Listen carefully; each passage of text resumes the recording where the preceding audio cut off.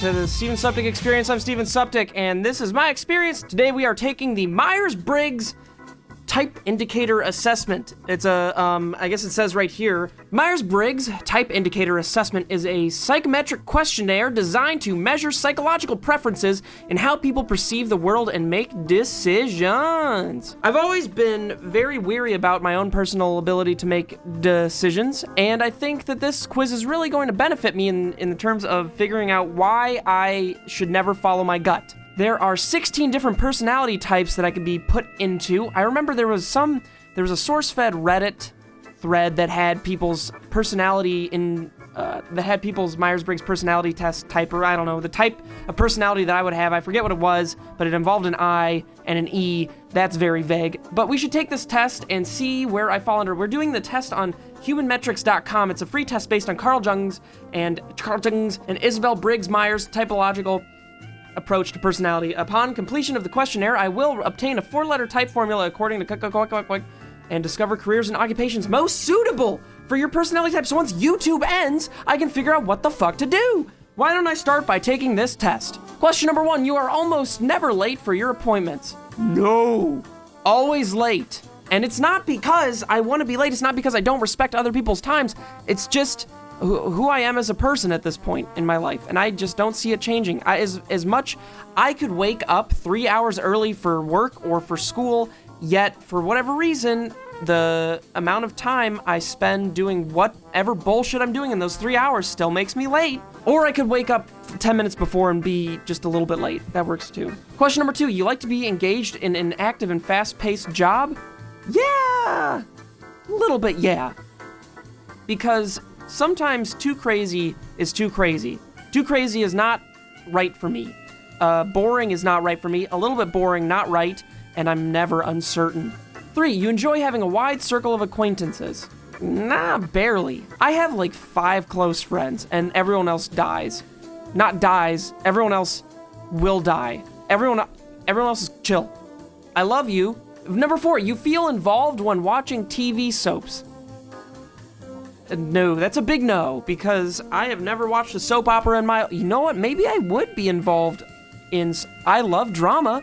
I watch Keemstar all the time. I'm going to say TV soaps are a no-go, though. Number 5, you are usually the first to react to a sudden event, the telephone ringing, or unexpected question. Okay, I feel like I don't catch on to things. I'm very... what's the word? Fucking stupid. When a surprise event happens, it takes much longer. Did I just hear a buzzsaw? Hey, wait, there's me reacting to a surprise, or to a sudden event. Okay, so I guess a little bit yes. Wow. Number 6, you feel that the world is founded on compassion. Wow, that is... How many questions are there like this? Oh, fuck me. So this is a loaded question. Deep down, are people great or are people Hitler? I think that everyone in the world is capable of being Hitler. I think everyone in the world is capable of being Gandhi. So I'm gonna go out on a limb and say I'm uncertain. Everything in the world is relative. Yeah, I guess that's a big yeah. Number 9, it is difficult to get me excited. No, I get excited over spaghetti. Number 16, you are inclined to rely more on improvisation than on prior planning. The last time I planned something was 3rd grade, my cursive test, or a cursive project that we had. After that, everything's just been a shit show. So that's a no. I rely on, big yes. Number 23, and I think this is actually a pretty big one. After prolonged socializing, you feel the need to get away and be alone. I remember, I guess that's an introverted thing to be socializing with people, and then you've reached your social quota for the day, and just you want to go home and eat a pizza and watch some Netflix. And that I get that completely. That is all I want to do, even when I'm not socializing with anyone. Thank you.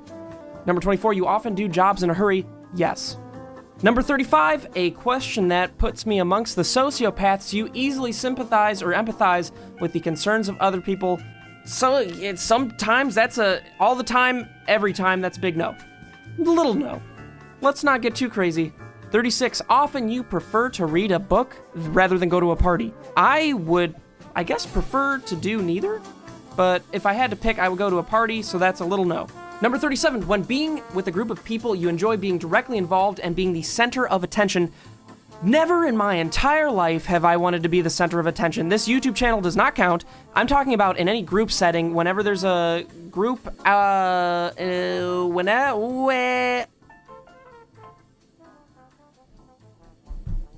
who the fuck could this be? A tweet? Who tweeted at me? I don't even know who that is. I've never wanted to be the center of attention, so I'm gonna say big ass no.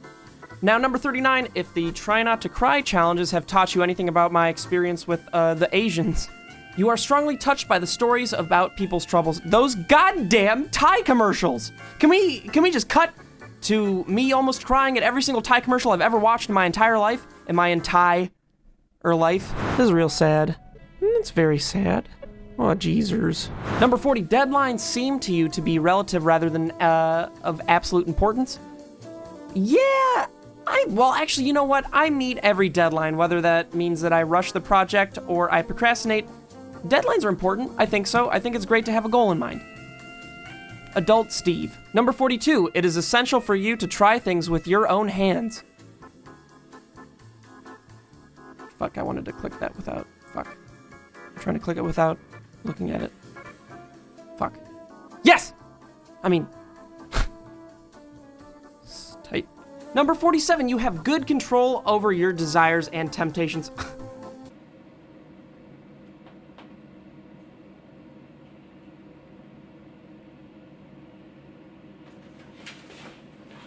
Yeah. Well, that one's an easy one. 51, a thirst for adventure is something close to your heart. All I want to do with my life is go on crazy-ass, dingle-ass, stupid-ass, head-ass adventures. All right, I have completed the entire test, the Myers-Briggs. Well, I guess this isn't actually the Myers-Briggs, it's just based off of it. I don't know where I can take that one. I didn't really look into it, which goes to show how much effort I put into these videos. Let's score it! ISTP, that sounds like an STD. So let's break this shit down. Introvert, 28%, sensing, 19% thinking, 34% perceiving, 53%. You have moderate preference of introversion over extroversion. See, you know what? I get that because I used to be way worse at socializing, and YouTube and meeting people really brought me out of my shell a little bit. You have a slight preference of sensing over intuition. Tight, I know what that means. You have a moderate preference of thinking over feeling. Yeah, you know what? I'd say I do. It's slightly moderate. And finally, you have a moderate preference of perceiving over judging. It's crazy because I'm extremely judgmental. Let's see what kind of career choices there are for my type.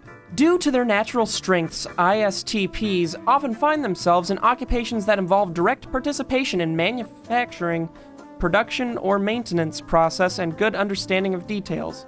Well, ISTPs often succeed as technicians, mechanics, electricians, mechanical, electrical, and other maintenance and repair specialists, troubleshooters, handymen, drivers.